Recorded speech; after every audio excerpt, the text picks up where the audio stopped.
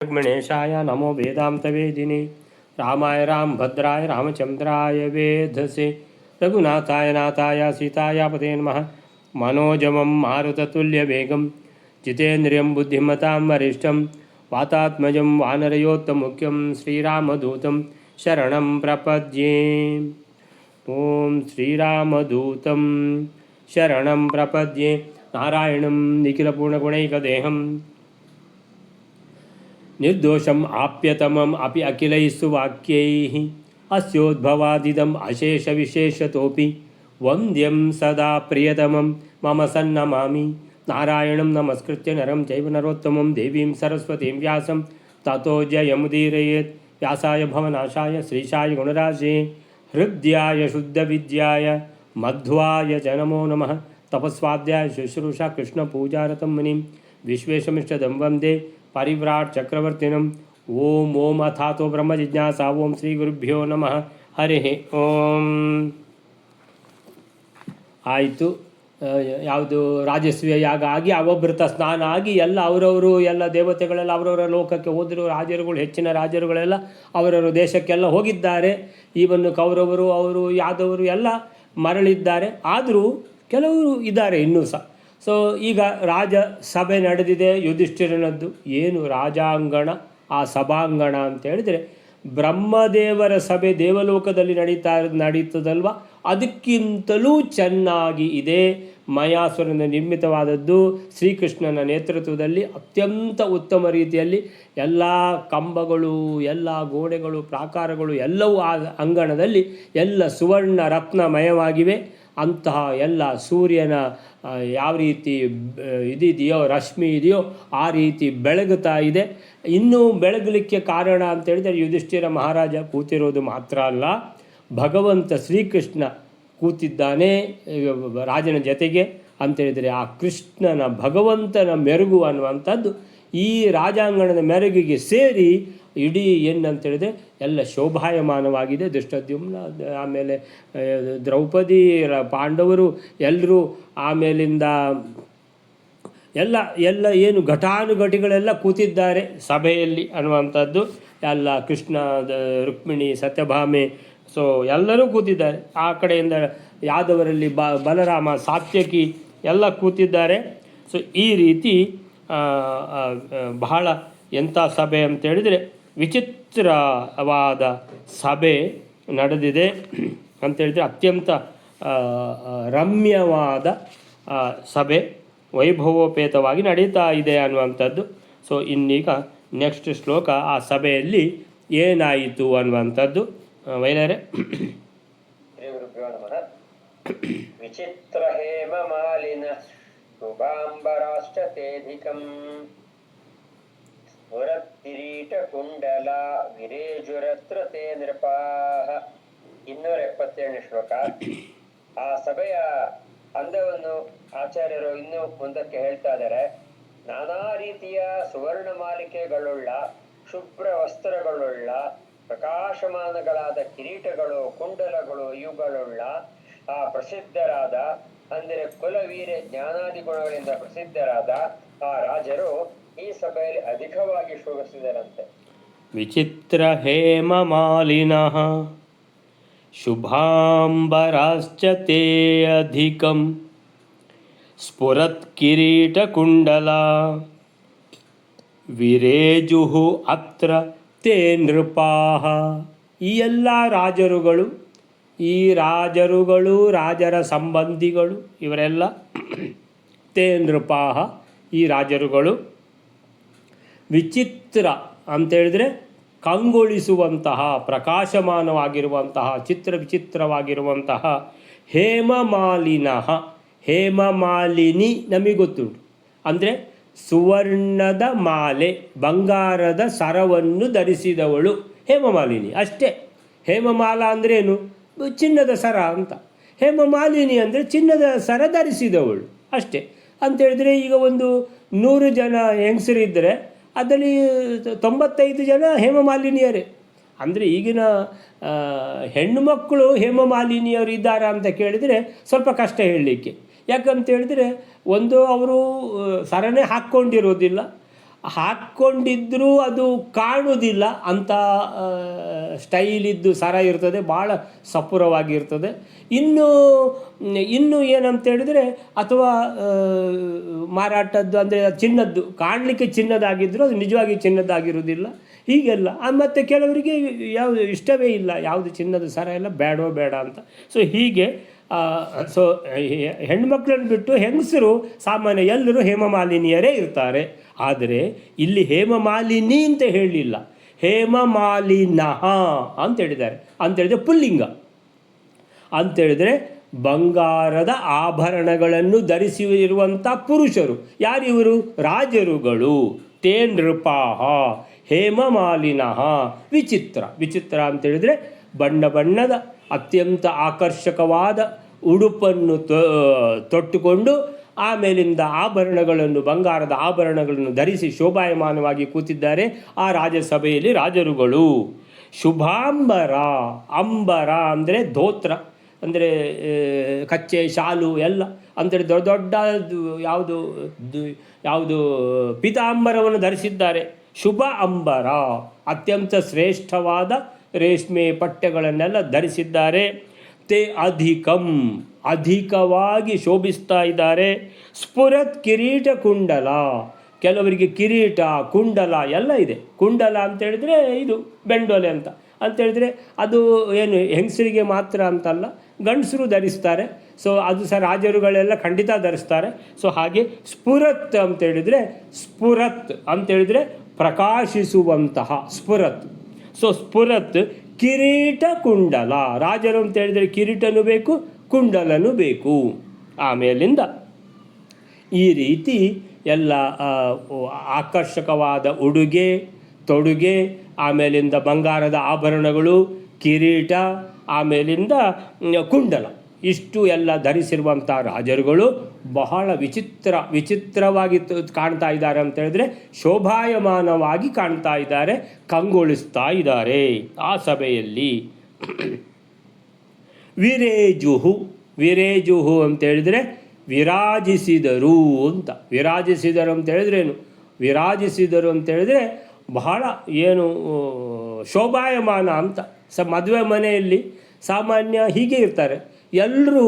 ಮದುವೆ ಮನೆಯಲ್ಲಿ ಮದುವೆ ಬಂದಿರುವ ನೆಂಟರಿಷ್ಟರು ಎಲ್ಲ ಒಳ್ಳೊಳ್ಳೆ ಆಕರ್ಷಕ ಉಡುಪುಗಳನ್ನು ಧರಿಸಿರ್ತಾರೆ, ಎಲ್ಲ ಆಭರಣಗಳನ್ನು ಧರಿಸಿರ್ತಾರೆ. ಕಿರೀಟ ಕುಂಡಲ ಮಾತ್ರ ಇರುವುದಿಲ್ಲ, ಅದರ ಬದಲಾಗಿ ಮುಂಡಾಸು ಎಲ್ಲ ಇರ್ತದೆ. ಹುಡುಗನ ತಂದೆ ಆಮೇಲೆ ಹುಡುಗಿಯ ತಂದೆಯವರೆಲ್ಲ ಮುಂಡಾಸು ಧರಿಸಿರ್ತಾರೆ, ಎಲ್ಲ ಸಮೀಪದ ಬಂಧುಗಳು ಮುಂಡಾಸು ಧರಿಸಿರ್ತಾರೆ, ಹೀಗೆ. ಸೊ ಈ ರೀತಿ ಸಾಮಾನ್ಯ ಇದೆ. ವಿಚಿತ್ರ ಹೇಮಮಾಲಿನಃ ಶುಭಾಂಬರಾಹ. ಆಮೇಲೆ ಅಧಿಕ ಸ್ಫುರತ್ ಕಿರೀಟ ಕುಂಡಲ ಅಂತ ಮದುವೆ ಮನೆಯಲ್ಲಿದ್ದ ಹಾಗೆ ಇದು ಬಹಳ ಒಂದು ರಾಜಸ್ವ ಯಾಗ ಆದಮೇಲೆ ನಡೆಯುವಂತಹ ರಾಜಸಭೆ ಬಹಳ ಅದ್ಧೂರಿಯಿಂದ ನಡೀತಾ ಇದೆ. ಅವರೆಲ್ಲ ವಿರಾಜಿಸಿದರು, ಎಲ್ಲ ರಾಜರುಗಳು ಅಲ್ಲಿರುವಂಥವರು ಅಂತ ಹೇಳಿದರು.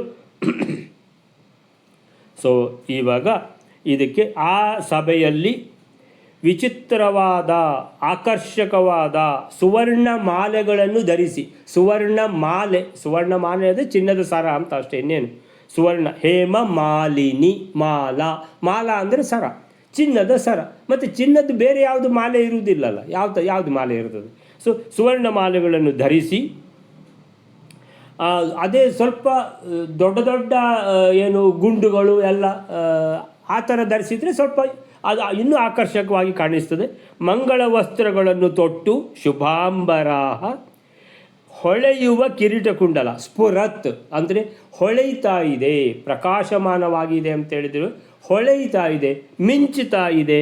ಕಿರೀಟವು ಮಿಂಚುತ್ತದೆ, ಕುಂಡಲವು ಮಿಂಚುತ್ತದೆ. ಯಾಕಂತೇಳಿದರೆ ಅವ್ರು ಎಲ್ಲಿ ಕೂತಿದ್ದಾರೋ ಪಕ್ಕದ ಗೋಡೆ, ಪಕ್ಕದ ಕಂಬ, ಆಮೇಲಿಂದ ಮೇಲೆ ಎಲ್ಲವೂ ಹೊಳಿತಾನೆ ಇದೆ. ಅದರ ಜೊತೆಗೆ ಇವರ ಕಿರೀಟ ಕುಂಡಲನು ಹೊಳಿತಾ ಇದೆ. ಇವರು ಧರಿಸಿರುವಂಥ ಪೋಷಾಕುಗಳು ಅದು ಹೊಳಿತಾ ಇವೆ. ಅವರು ಧರಿಸಿರುವಂತಹ ಸುವರ್ಣ ಮಾಲೆಗಳು, ಬಂಗಾರದ ಆಭರಣಗಳು ಅವು ಸ್ಫುರಿಸ್ತಾ ಇವೆ ಅಂತೇಳಿದರೆ ಹೊಳಿತಾ ಇವೆ. ಸೊ ಹೀಗೆ ಇದನ್ನೆಲ್ಲ ಧರಿಸಿ ಆ ರಾಜರುಗಳು ಬಹಳವಾಗಿ ವಿರೇಜುಹು, ವಿರಾಜಮಾನರಾದರು, ಶೋಭಿಸಿದರು ಅನ್ನುವಂಥದ್ದು. ನೆಕ್ಸ್ಟ್ ಶ್ಲೋಕ ಮೇಲೆ. ವಿಶೇಷತೋ ಜನಾರ್ದನ ಸವಾರ್ಯಕೋ ಜಗತ್ ಪ್ರಭು ಯಥಾ ದಿವೌಕಸಾಂ ಸದಸ್ಯನಂತ ಸದ್ಗುಣಾರ್ಣವಃ. 278ನೇ ಶ್ಲೋಕ. ಇನ್ನು ಇಲ್ಲಿದ್ದು ವಿಶೇಷವಾದ ವಿಷಯವನ್ನು ಆಚಾರ್ಯರು ಹೇಳ್ತಾ ಇದ್ದಾರೆ. ದೇವತೆಗಳ ಆ ಸಭೆಯಲ್ಲಿ ಅಪರಿಮಿತವಾದ ನಿರ್ದಿಷ್ಟಗಣಾದ ಗುಣಗಳಿಂದ ಸಮುದ್ರದಂತೆ ಇರುವ ಶ್ರೀ ನಾರಾಯಣನಂತೆಯೇ ಜಗತ್ತಿಗೆ ಸ್ವಾಮಿಯಾದ ಶ್ರೀ ಕೃಷ್ಣನು ಇಲ್ಲಿ ಸಪತ್ನೀಕನಾಗಿ ವಿಶೇಷವಾಗಿ ಶೋಭಿಸಿದಂತೆ. ವಿಶೇಷತೋ ಜನಾರ್ದನಃ ಸಭಾರ್ಯಕೋ ಜಗತ್ಪ್ರಭುಃ ಯಥಾ ದಿವೌಕಸಾಂ ಸದಸಿ ಅನಂತ ಸದ್ಗುಣಾರ್ಣವಃ. ವಿಶೇಷತೋ ಜನಾರ್ದನಃ. ಈ ಸಭೆ ಅಷ್ಟೊಂದು ಪ್ರಕಾಶಮಾನವಾಗಿ ಕಾಣಿಸಲಿಕ್ಕೆ ಮುಖ್ಯ ಆಕರ್ಷಣೆ ಯಾರು ಅಂದರೆ ಜನಾರ್ದನ, ಭಗವಂತ ಶ್ರೀಕೃಷ್ಣ. ಸೊ ಎಲ್ಲಿ ಭಗವಂತ ಶ್ರೀಕೃಷ್ಣ ಇದ್ದಾನೋ ಎಲ್ಲನೂ ಹೊಳಿತಾ ಇರ್ತದೆ, ಆ ಎಲ್ಲ ಜಾಗನೇ ಹೊಳಿತದೆ. ಸೊ ವಿಶೇಷತೋ ಜನಾರ್ದನ, ಅದು ಜನಾರ್ದನ ಒಬ್ಬನೆಯ ಅಲ್ಲ, ರುಕ್ಮಿಣಿ, ಸತ್ಯಭಾಮೆ ಎಲ್ಲ ಇದ್ದಾರೆ, ಪಟ್ಟ ಮಹಿಷಿಯರು ಎಲ್ಲ ಇದ್ದಾರೆ. ಸೊ ಸಭಾರ್ಯಕೋ, ಭಾರ್ಯ ಅಂದರೆ ಹೆಂಡತಿ, ಸಭಾರ್ಯಕೋಹೋ ಅಂತೇಳಿದರೆ ಎಲ್ಲ ಹೆಂಡಂದಿರೊಟ್ಟಿಗೆ ಇರುವಂಥ ರುಕ್ಮಿಣಿ ಸತ್ಯಭಾಮೆ ಸಹಿತವಾಗಿರುವಂಥ ಭಗವಂತ. ಜಗತ್ಪ್ರಭು ಅಂತೇಳಿದರೆ ಈಗಾಗಲೇ ಇಡೀ ರಾಜಸೂಯ ಯಾಗ ಸಹಿತವಾದ ಮಹಾನ್ ಅಶ್ವಮೇಧ ಯಾಗವನ್ನು ಚಾಚೂ ತಪ್ಪದೆ ವಿಧಿಯುಕ್ತವಾಗಿ ವೇದದಲ್ಲಿ ಹೇಗೆ ಹೇಳಿದೆಯೋ ಆ ಎಲ್ಲ ವಿಧಿಯುಕ್ತವಾಗಿ ನೆರವೇರಿದೆ.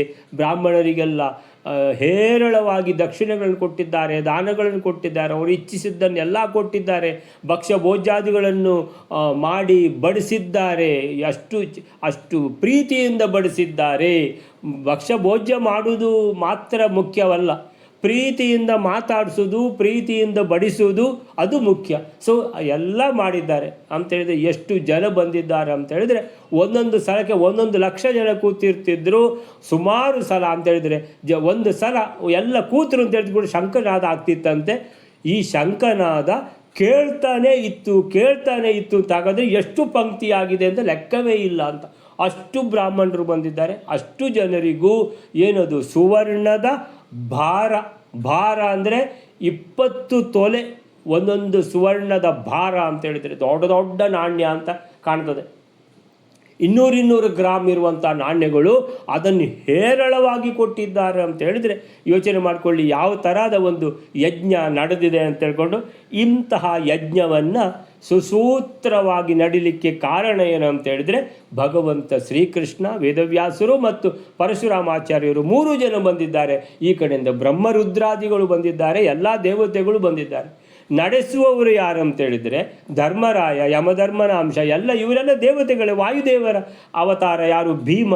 ಸೊ ಇವರು ಅರ್ಜುನ, ಇಂದ್ರನ ಅವತಾರ, ಅಶ್ವಿನಿ ದೇವತೆಗಳ ಅವತಾರ, ಭಾರತೀ ದೇವಿ, ದ್ರೌಪದಿ ಅಂತೇಳಿದರೆ ನಡೆಸುವವರು ದೇವತೆಗಳು. ಆಮೇಲೆ ನಡೆಸಲಿಕ್ಕೆ ಅನುಗ್ರಹ ಕೂಡ ಭಗವಂತನೇ 3 ರೂಪಗಳು ಬಂದಿರುವಂಥದ್ದು. ಇಂಥ ಒಂದು ಯಜ್ಞ ಯಾವತ್ತೂ ಆಗಿರಲಿಲ್ಲ. ಅದಕ್ಕೆ ಅವರು ಹೇಳಿದರು ಮಧ್ವಾಚಾರ್ಯರು, ಮೊದಲು ಈ ಯಜ್ಞ ಮಾಡಿದ್ದು ಚತುರ್ಮುಖ ಬ್ರಹ್ಮದೇವರು, ಆಮೇಲಿಂದ ಈಗ ಮಾಡಿದ್ದು ಭೀಮಸೇನನ ಮುಖ್ಯ ಕರ್ತೃತ್ವ ರೂಪದಲ್ಲಿ, ಆಮೇಲೆ ನಡೆಸಿದ್ದು ಈಗ ಪಾಂಡವರು ಅನ್ನುವಂಥದ್ದು. ಈ ರೀತಿಯ ಯಜ್ಞ ನಡೆಸಿದ್ದು ಅದರ ಪೂರ್ತಿ ಕೀರ್ತಿ ಯಾರಿಗೆ ಸಿಗ್ತದೆ ಅಂತ ಹೇಳಿದರೆ ಶ್ರೀಕೃಷ್ಣನಿಗೆ ಸಿಗ್ತದೆ. ಅಗ್ರ ಪೂಜೆ ಕೂಡ ಶ್ರೀಕೃಷ್ಣನಿಗೆ ಕೊಟ್ಟದ್ದು ಮಾತ್ರ ಅಲ್ಲದೆ ಅದೇ ಸಂದರ್ಭದಲ್ಲಿ ಶ್ರೀಕೃಷ್ಣನನ್ನು ನಿಂದಿಸಿದವನಿಗೆ ಸುದರ್ಶನ ಚಕ್ರದಿಂದ ತಲೆಯನ್ನು ಕತ್ತರಿಸುವ ಮುಖಾಂತರ ಭಗವಂತ ಎದುರುಗಡೆ ಪ್ರತ್ಯಕ್ಷವಾಗಿ ಎಲ್ಲರಿಗೂ ನೋಡುತ್ತಿರುವಂತೆ ಸಾರಿದ್ದಾನೆ, ತಾನೇ ಭಗವಂತ. ಇನ್ನು ನಂಬಿಕೆ ಬರಲಿಲ್ಲ ಅಂದರೆ ಸುದರ್ಶನ ಚಕ್ರ ಇನ್ಯಾರಿಗೆ ಬಿಡಲಿಕ್ಕಾಗತ್ತೆ ಅನ್ನುವಂಥದ್ದು ಆ ಸಭೆಯಲ್ಲಿ ನಡೆದು ಹೋಯಿತು. ಅಂತೇಳಿದರೆ ಶ್ರೀಕೃಷ್ಣ ಭಗವಂತ ಅಲ್ಲ ಅಂತ ಯಾರಿಗೂ ಹೇಳಲಿಕ್ಕೆ ಸಾಧ್ಯ ಇಲ್ಲ. ಅಂಥದ್ದು ಜಗತ್ಪ್ರಭು ಅಂತೇಳಿದರೆ ಈ ಇಡೀ ಜಗತ್ತು ನೆರೆದಿದೆ ಆ ಯಜ್ಞದಲ್ಲಿ. ಆ ಯಜ್ಞಕ್ಕೆ ಪ್ರಭು ಯಾರು ಅಂತ ಹೇಳಿದ್ರೆ ಕೃಷ್ಣ. ಜಗತ್ಪ್ರಭು ಅನಂತಂ ದೇವದೇವಂ ಅಂತ ಹೇಳುವಂಥದ್ದು ಭೀಷ್ಮಾಚಾರ್ಯರು ಸುಮ್ಮನೆ ಹೇಳಲಿಲ್ಲ ಅವರು. ಸೊ ಜಗತ್ಪ್ರಭು ಯಥಾ ದಿವೌಕಸಾಂ ಸದಸಿ, ಈಗ ಈ ರಾಜಾಂಗಣ ಸಭಾಂಗಣ ಅನ್ನುವಂಥದ್ದು ಮೆರೀತಾ ಇದೆ ಭಗವಂತ ರುಕ್ಮಿಣಿ ಸತ್ಯಭಾಮೆಯರ ಜೊತೆಗೆ. ಅಲ್ಲಿ ಆಸೀನರಾಗಿದ್ದಾನೆ. ಎಲ್ಲ ಪಾಂಡವರು ದ್ರೌಪದಿಯ ಜೊತೆಗೆ ಆಸೀನರಾಗಿದ್ದಾರೆ. ಸೊ ಎಲ್ಲ ಯಾದವರು ಆಸೀನರಾಗಿದ್ದಾರೆ, ಧೃಷ್ಟದ್ಯುಮ್ನನು ಇದ್ದಾನೆ. ಹೀಗೆ ಇಂತಹ ಒಂದು ಸಭೆಯಲ್ಲಿ ಇದು ಹೇಗೆ ಕಾಣ್ತಾ ಇದೆ ಅಂತ ಹೇಳಿದರೆ, ದಿವೌಕಸಾಂ ಸದಸಿ, ದಿವೌಕಸಾಂ, ವನೌಕಸಾಂ ಅಂತೇಳಿದರೆ ವನದಲ್ಲಿ ಇರುವವರು ಅಂತೇಳಿದರೆ ವನಚರರು, ಪ್ರಾಣಿಗಳು ಅಥವಾ ಕಪಿಗಳು, ಅದು ವನೌಕಸಾಂ. ದಿವೌಕಸಾಂ ಅಂದರೆ ದೇವಲೋಕದಲ್ಲಿ ಇರುವವರಂದರೆ ದೇವತೆಗಳು. ಸೊ ಯಥಾ ದಿವೌಕಸಾಂ ಸದಸಿ, ದೇವಲೋಕದ ಸಭೆ, ಬ್ರಹ್ಮದೇವರ ಸಭೆ ಥರ ಕಾಣ್ತಾ ಇದೆ. ಅಂದರೆ ಅದಕ್ಕಿಂತಲೂ ಚೆನ್ನಾಗಿ ಕಾಣ್ತಾ ಇದೆ. ಯಾಕಂದರೆ ಭಗವಂತ ಕೃಷ್ಣನೇ ಆಸೀನರಾಗಿ ವಿರಾಜಮಾನನಾಗಿದ್ದಾನೆ ಇದರಲ್ಲಿ. ಸೊ ಯಥಾ ದಿವೌಕಸಾಂ ಸದಸಿ ಅನಂತ ಸದ್ಗುಣಾರ್ಣವಃ, ಆ ಬ್ರಹ್ಮದೇವರ ಸಭೆಯಲ್ಲಿ ಭಗವಂತ ಕೂತಾಗ ಹೇಗೆ ಅದು ಮೆರಗುತ್ತದೋ ಎಲ್ಲಿ ದೇವಲೋಕದಲ್ಲಿ, ಅದೇ ಥರ ಇಲ್ಲಿ ಕೂಡ ಅನಂತ ಸದ್ಗುಣಾರ್ಣವಃ, ಎಲ್ಲ ಗುಣಗಳೂ ಭಗವಂತನಲ್ಲಿ, ಎಲ್ಲ ಗುಣಗಳು ಪೂರ್ಣವಾಗಿರುವಂಥ ಭಗವಂತ ಅನಂತ ಸದ್ಗುಣ ಅರ್ಣವಃ, ಸದ್ಗುಣಗಳು ಮಾತ್ರ ಇದೆ, ದುರ್ಗುಣಗಳು ಒಂದೂ ಇಲ್ಲ. ದೋಷರಹಿತನಾದ ಪರಮಾತ್ಮ. ಸೊ ಹಾಗಿರುವಾಗ ಅಂಥ ದೋಷರಹಿತನಾಗಿ ಇರಲಿಕ್ಕೆ ಸಾಧ್ಯನೇ ಇಲ್ಲ. ಭಗವಂತ ಒಬ್ಬನೇ ಇರುವುದು. ಭಗವಂತ ಸ್ವತಂತ್ರ, ಆದ್ದರಿಂದ ದೋಷಗಳನ್ನೆಲ್ಲ ಬಿಟ್ಟಿದ್ದಾನೆ. ಒಳ್ಳೆ ಗುಣಗಳು ಮಾತ್ರ ಇದೆ. ಅದು ಒಳ್ಳೆ ಗುಣಗಳು ಅಂತ ಹೇಳಿದರೆ ಜ್ಞಾನ ಪೂರ್ಣ ಜ್ಞಾನ, ಸುಖ ಪೂರ್ಣ ಸುಖ, ಶಕ್ತಿ ಪೂರ್ಣ ಶಕ್ತಿ ಅಂತ ಭಗವಂತ ಇಲ್ಲಿ ವಿರಾಜಮಾನನಾಗಿದ್ದಾನೆ ಅಂತ ಹೇಳಿದ್ದಾರೆ. ಸೊ ಈಗ ಈ ಶ್ಲೋಕಕ್ಕೆ ಏನು ಹೇಳ್ತಾರೆ ಅಂತ ಹೇಳಿದರೆ, ವಿಶೇಷವಾಗಿ ವಿಶೇಷತಃ ಸ ಭಾರ್ಯಕೋ ಜನಾರ್ದನ ಜಗತ್ಪ್ರಭು ಅನಂತ ಸದ್ಗುಣಾರ್ಣವಃ, ಪತ್ನಿ ಸಮೇತನಾಗಿ ಜಗತ್ಪ್ರಭು ಭಗವಂತ ಸಾಕ್ಷಾತ್ ವಿಷ್ಣುವೇ, ಸಾಕ್ಷಾತ್ ಶ್ರೀಮನ್ನಾರಾಯಣನೇ ಆದ ಶ್ರೀಕೃಷ್ಣ ದೇವತೆಗಳ ಬ್ರಹ್ಮದೇವರ ಸಭೆಯಲ್ಲಿ ಅಲ್ಲಿ ಭಗವಂತ ಕೂತಾಗ ಹೇಗೆ ಅದು ಆ ಸಭೆ ಬೆಳಗ್ತದೋ ಆ ರೀತಿ ಇಲ್ಲಿ ಸಭೆ ಬೆಳಗ್ತಾ ಇದೆ ಅನ್ನುವಂಥದ್ದನ್ನು. ಸೊ ಹಾಗೆ ನೆಕ್ಸ್ಟ್ ಶ್ಲೋಕವೇನಾರೆ, ಉಪಾಸಿರೇ ಚ ತಂ ನೃಪಾಃ ಸಮಸ್ತಶಃ ಸುಷದ್ಗಣಾಃ ತದಾ ಜಗಾಮ ಖಡ್ಗಭೃತ್ ಸಹಾನುಜಃ ಸುಯೋಧನಃ. 279ನೇ ಶ್ಲೋಕ. ಖಳನಾಯಕನ ಪ್ರವೇಶ ಅಂತ ಹೇಳಿದ್ರು ತಪ್ಪಾಗಲಾರದು. ಎಲ್ಲಾ ರಾಜರು ಮಿತ್ರರ ಸಮೂಹಗಳು ಕೂಡ ಆ ಶ್ರೀಕೃಷ್ಣನನ್ನು ಆ ಸಭೆಯಲ್ಲಿ ಆರಾಧಿಸಿರಂತೆ. ಅದೇ ಕಾಲದಲ್ಲಿ ತಮ್ಮಂದಿರಿಂದ ಕೂಡಿದ ದುರ್ಯೋಧನನು ಖಡ್ಗಧಾರಿಯಾಗಿ ಆ ಸಭಾ ಸ್ಥಳಕ್ಕೆ ಬಂದನಂತೆ. ಉಪಾಸಿರೇ ಚ ತಂ ನೃಪಾಃ ಸಮಸ್ತಶಃ ಸಹೃದ್ಗಣಾಃ ಸುಹೃದ್ಗಣಾಃ ತದಾ ಆಜಗಾಮ ಖಡ್ಗಭೃತ್ ಸಹಾನುಜಃ ಸುಯೋಧನಃ.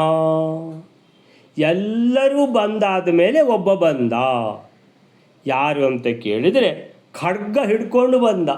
ಇವನಿಗೆ ಯಾರಾದರೂ ಹೇಳಿದಾರ ಖಡ್ಗ ಹಿಡ್ಕೊಂಡು ಬರಬೇಕಂತ ಹೇಳಿ? ಖಡ್ಗ ಹಿಡ್ಕೊಂಡು ಬರಲಿಕ್ಕಿದ್ದೇನೆ ಯುದ್ಧ ಭೂಮಿಯ ಇದು ರಾಜಾಂಗಣ, ಇದು ರಾಜನ ಸಭೆ. ರಾಜಸಭೆಯಲ್ಲಿ ಖಡ್ಗ ಹಿಡ್ಕೊಂಡು ಬರಲಿಕ್ಕೆ ಏನು ಅಂತ ಹೇಳಿದರೆ ಒಂಥರ ಕೆಲವರು ಹಾಗೆ ಇರುವುದೇ ಹಾಗೆ ಅವರು.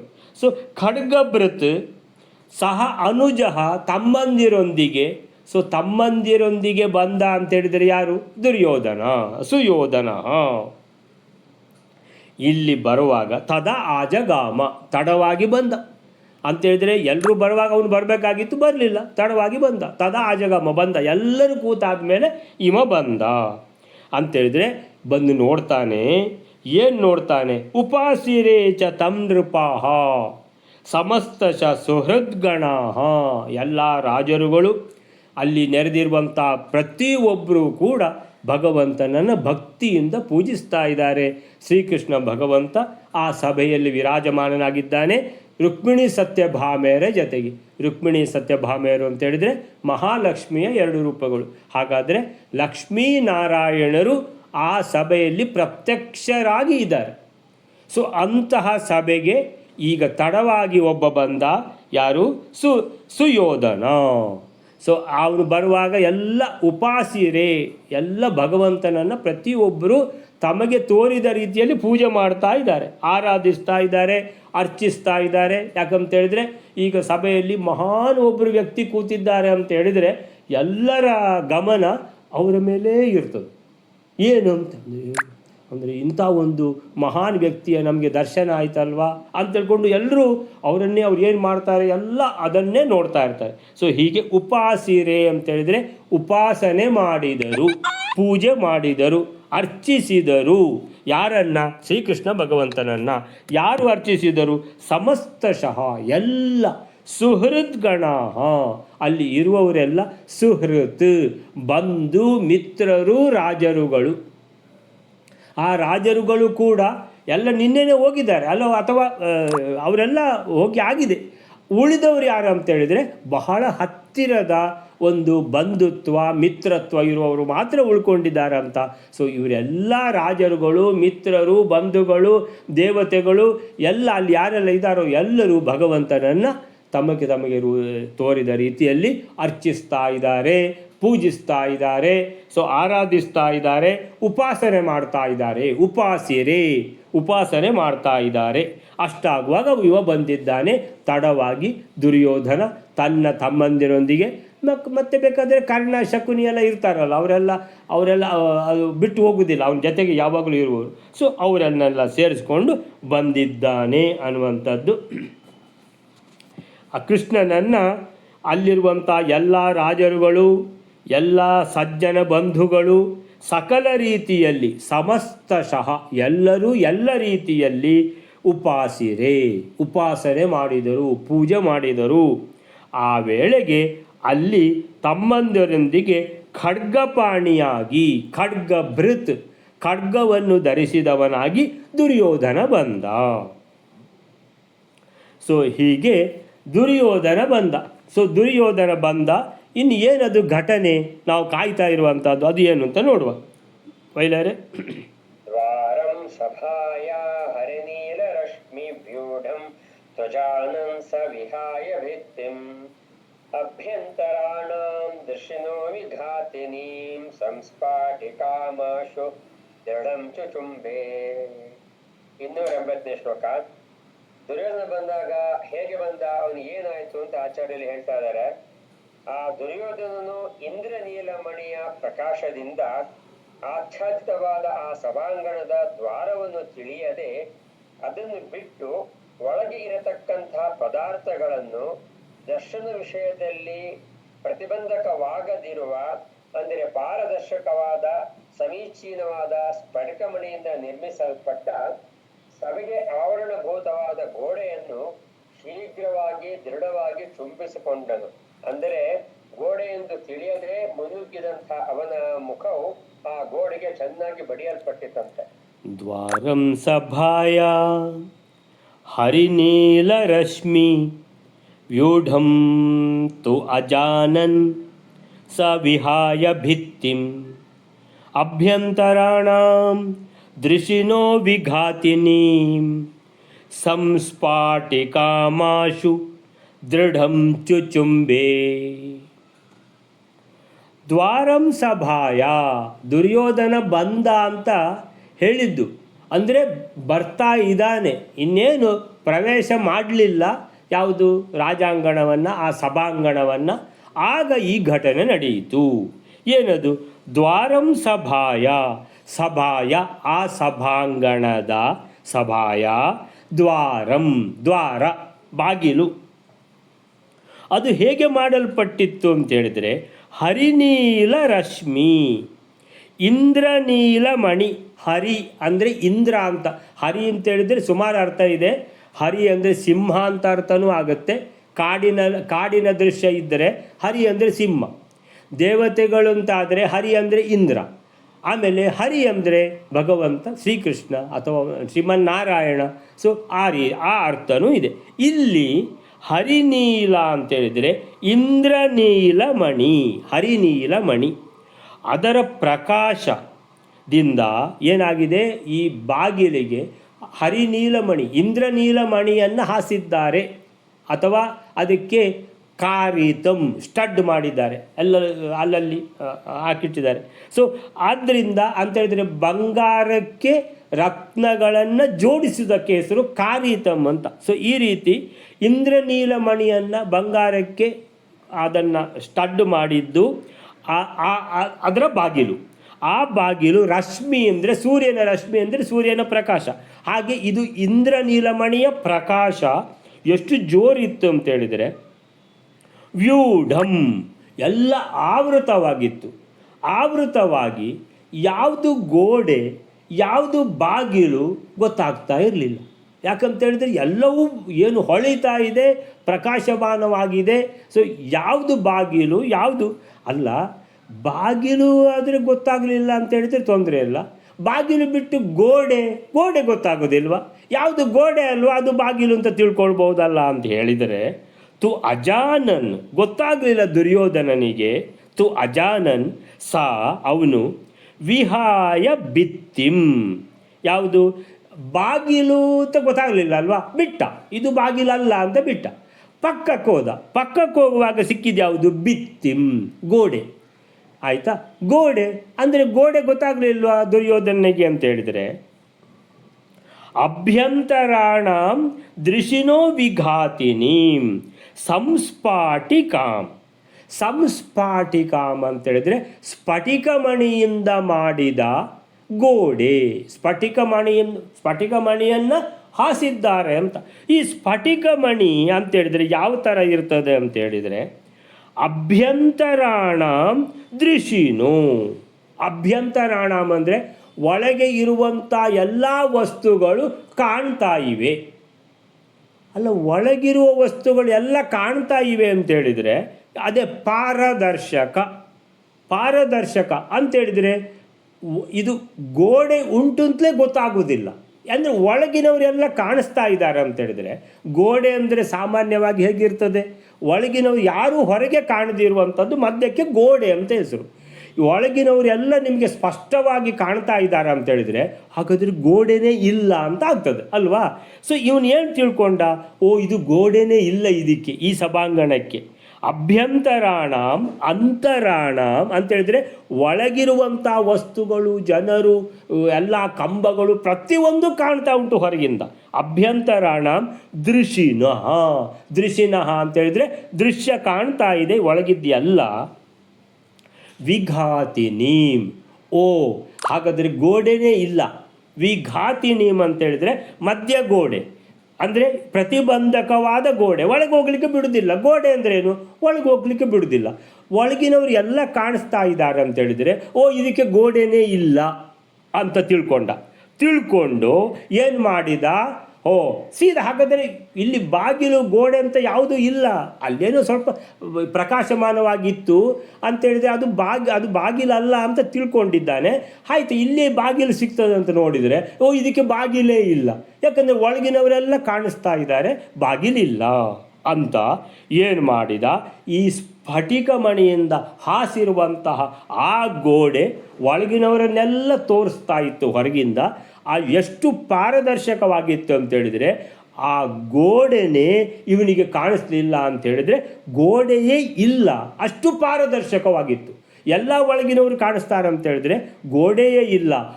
ಎಲ್ಲಾದರೂ ಹೋಗಬಹುದು ಈ ಸಭಾಂಗಣಕ್ಕೆ ಅಂತೇಳಿ ದುರ್ಯೋಧನ ಏನು ಮಾಡಿದ, ಸೀದಾ ಅಂತೇಳ್ಕೊಂಡು ಒಳಗೆ ಕಾಲಿಟ್ಟದಂತೇಳಿದ್ರೆ ಅದು ಗೋಡೆ ಅಲ್ವಾ, ಸ್ಫಟಿಕದ್ದು ಗೋಡೆ ಅದು. ಸೊ ಅಂದರೆ ಪಟ್ ಅಂತ ಹೊಡಿತ ಅವನು ಇದಕ್ಕೆ, ಯಾವುದಕ್ಕೆ, ಮುಖಕ್ಕೆ ಹೊಡೀತು. ಯಾವುದು? ಗೋಡೆ. ಎಂಥ ಗೋಡೆ? ಗೋಡೆ ಇಲ್ಲಲ್ವಾ ಅಂತ ಹೇಳಿದರೆ ಸ್ಫಟಿಕಮಣಿದ್ದು ಗೋಡೆ ಅದು. ಸ್ಫಟಿಕಮಣಿದ್ದು ಗೋಡೆ ಅಂತ ಹೇಳಿದರೆ ಒಳಗಿದ್ದೆಲ್ಲ ಹೊರಗೆ ಕಾಣ್ತದೆ. ಅಂತಹ ಗೋಡೆ ಇಲ್ಲ, ಆದರೆ ಗೋಡೆ ಇದೆ. ದುರ್ಯೋಧನನಿಗೆ ಕಾಣಿಸುವ ಹಾಗೆ ಗೋಡೆ ಇರಲಿಲ್ಲ, ಆದರೆ ನಿಜವಾಗಿ ಗೋಡೆ ಇದೆ. ಅದೇನಾಯಿತು, ಈ ಗೋಡೆನೇ ಇಲ್ಲ ಅಂತ ಇವನು ಒಳಗೆ ಧುಮುಕಿದ ಅಂತೇಳಿದ್ರೆ ಹೋಗಿಬಿಡ್ತೇನೆ ಒಳಗೆ ಅಂತ. ಆದರೆ ಏನಾಯಿತು, ಅದು ಬಡಿದು ದೃಢಂ ಚುಚುಂಬೆ. ಯಾವ ಥರ ಬಡೀತು ಅಂತೇಳಿದರೆ ಆ ಗೋಡೆಗೆ ಇವನು ಮುತ್ತು ಕೊಟ್ಟನ ಅದು ಬಡಿತು ಮಾತ್ರ ಅಂತ. ಸೊ ಬಡ್ದದ್ದು ಎಲ್ಲಿ ನಾವು ನೋಡಿದ್ದೇವೆ ಅಂತೇಳಿದರೆ ದ್ರೌಪದಿ ಸ್ವಯಂವರದಲ್ಲಿ ಅವರು ಯಾವುದು ರುದ್ರಧನುಸ್ಸು ಅಲ್ವಾ, ಶಿವಧನುಸ್ಸು. ಆ ಶಿವಧನುಸ್ಸುವನ್ನು ಈ ಪಕ್ಕದಲ್ಲಿರುವಂಥ ದಾರವನ್ನು ಅಥವಾ ಹಗ್ಗವನ್ನು ಆ ಪಕ್ಕದಲ್ಲಿರುವಂಥ ಬಿಲ್ಲಿಗೆ ಅದನ್ನು ಜೋಡಿಸಿ ಕಟ್ಟಬೇಕು. ಕಟ್ಲಿಕ್ಕೆ ಹೋಗುವಾಗ ಏನದು ಇನ್ನೇನು ಕಟ್ಲಿಕ್ಕೆ ಹೋಗುವಾಗ ಅದು ಏನಾಯ್ತದು ಕಟ್ಲಿಕ್ಕೆ ಆಗದ ಪಟ್ ಅಂತ ಎಲ್ಲರ ಕೆನ್ನೆಗೆ ಹೊಡೆದಿದ್ದದು. ಸೊ ಆ ಥರ ಇಲ್ಲಿ ಇದು ಮಾತ್ರ ಗೋಡೆ. ಎಷ್ಟು ದೊಡ್ಡ ಗೋಡೆ, ಗೋಡೆ ಅಂದರೆ ದೊಡ್ಡ ಗೋಡೆ ಅಲ್ವಾ. ಆ ಗೋಡೆ ಇವನಿಗೆ ಹೊಡೀತು ಅಂತ ಹೇಳಿದರೆ ದುರ್ಯೋಧನನಿಗೆ ಸರಿಯಾಗಿ ಹೊಡೆದಿದೆ. ದೃಢಂ ಚುಚುಂಬೆ ಆಶು ಅಂದರೆ ಇವನು ಒಳಗೆ ರಭಸವಾಗಿ ಅಯ್ಯೋ ಇಲ್ಲಿ ಗೋಡೆನೇ ಇಲ್ಲ, ನಾನು ಸುಮ್ಮನೆ ಹುಡುಕಿದ್ದು ಅಂತ ತಿಳ್ಕೊಂಡು ಒಳಗೆ ಹೋಗಬೇಕಂತ ಮಾಡುವಾಗ ರಭಸದಿಂದ ಒಳಗೆ ಹೋಗುವಾಗ ರಭಸದಿಂದ ಆಶು ಕೂಡಲೇ ಆಶು ಸಂಸ್ಫಟಿಕಾಂ ಆಶು ಕೂಡಲೇ ದೃಢಂ ಚೆನ್ನಾಗಿ ಹೊಡೀತು. ದೃಢಂ ಅಂತ ಹೇಳಿದ್ರೆ ಸಖತ್ತಾಗಿ ಹೊಡೀತು. ಚುಚುಂಬೆ ಚುಚುಂಬೆ ಅಂತ ಹೇಳಿದ್ರೆ ಗೋಡೆಗೆ ಮುತ್ತಿಟ್ಟ ಹಾಗೆ ಹೊಡೀತು. ಇದು ಮುತ್ತಿಟ್ಟದು ಅಂತ ಹೇಳಿದ್ರೆ ಇದು ಆ ಕಡೆಯಿಂದ ದೃಢವಾಗಿ ಹೊಡೀತು. ಯಾರಿಗೆ? ದುರ್ಯೋಧನನ ಮುಖ ಏನಾಯಿತು ಅಂತ ಹೇಳಿದ್ರೆ ಒಂದು ವಿಚಿತ್ರವಾಗಿ ಆಗಿರ್ಬೋದು ಈಗ. ಸೊ ಹೀಗೆ ಇಂದ್ರನೀಲ ಮಣಿಗಳ ಕಾಂತಿಯಿಂದ ಹರಿನೀಲ ರಶ್ಮಿ ಮುಚ್ಚಿ ಹೋಗಿದ್ದ ವ್ಯೂಢಂ. ವ್ಯೂಢಂ ಅಂದರೆ ಆವರಣವಾಗಿ ಬಿಟ್ಟಿದೆ ಪ್ರಕಾಶ, ಆದ್ದರಿಂದ ಅದು ದ್ವಾರವೇ ಗೊತ್ತಾಗಲಿಲ್ಲ ಅವನಿಗೆ.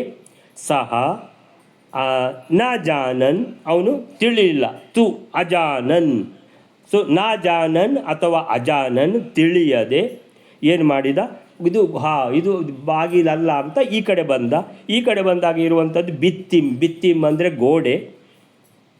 ಈ ಗೋಡೆ ಅಭ್ಯಂತರಾಣ ಒಳಗಿದ್ದೆಲ್ಲ ಹೊರಗೆ ಅಂತ ಹೇಳಿದ್ರೆ ಇಡೀ ಒಳಗಿನ ಎಲ್ಲ ವಸ್ತುಗಳನ್ನು ವ್ಯಕ್ತಿಗಳನ್ನು ಎಲ್ಲವನ್ನು ಹೊರಗಿಂದ ಅದು ದೃಶಿನಃ ಅಂದರೆ ತೋರಿಸ್ತಾ ಇದೆ ಅಂತ ಹೇಳಿದರೆ ಎಣಿಸ್ಕೊಂಡ ನಾನು ಎಲ್ಲ ಒಳಗಿನವರನ್ನು ನೋಡ್ತಾ ಇದ್ದೇನೆ ಅಂತ ಹೇಳಿದರೆ ಈ ಸಭಾಂಗಣಕ್ಕೆ ಗೋಡೆನೇ ಇಲ್ಲ ಅಂತ ತಿಳ್ಕೊಂಡು ಏನು ಮಾಡಿದ, ರಭಸದಿಂದ ಒಳಗೆ ಹೋಗುವಂಥ ಇದು ನುಗ್ಗುವಾಗ ಗೋಡೆ ಪಟ್ ಅಂತ ಸ್ಫಟಿಕಮಣಿಯಿಂದ ಮಾಡಿದ ಗೋಡೆ ಪಟ್ ಅಂತ ಅವನಿಗೆ ಹೊಡೀತು.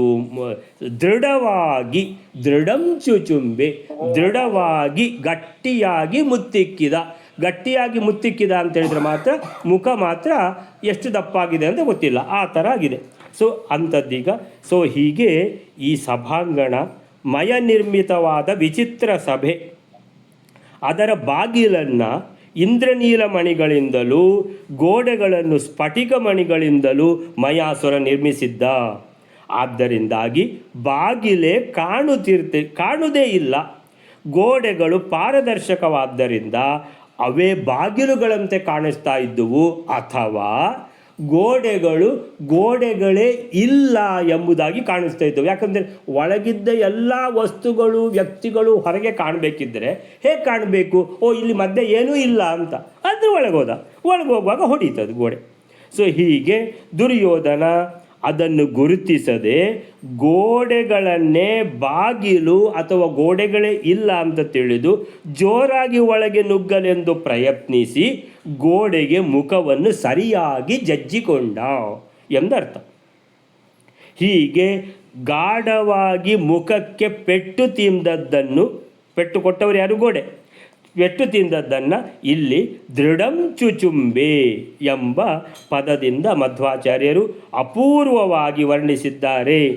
ಸೊ ಹೀಗೆ ಅವರ ಸ್ಥಿತಿ ಕುರುಡರ ಹಿಂದೆ ನಡೆದ ಕುರುಡ ಯಾರು? ದುರ್ಯೋಧನ.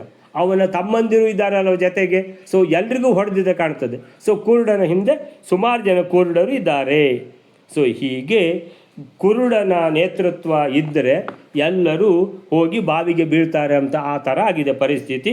ಸೊ ಹೀಗೆ ಘಟನೆ ಅರ್ಧಾಂಶ ಮಾತ್ರ ಗೊತ್ತಾಗಿದೆ. ಇನ್ನು ಅರ್ಧಾಂಶ ಬಹಳ ಮುಖ್ಯವಾದ ಘಟನೆ ನಾಳೆಗೆ ಇದೆ, ಗೊತ್ತಾಗಬೇಕಷ್ಟೆ. ಸೊ ಅಲ್ಲಿಗೆ ಇವತ್ತಿನ ನಿಲ್ಲಿಸ್ಕೊಳ್ಳೋಣ. ಶ್ರೀಕೃಷ್ಣ ಅರ್ಪಣೆ ಮಸ್ತು.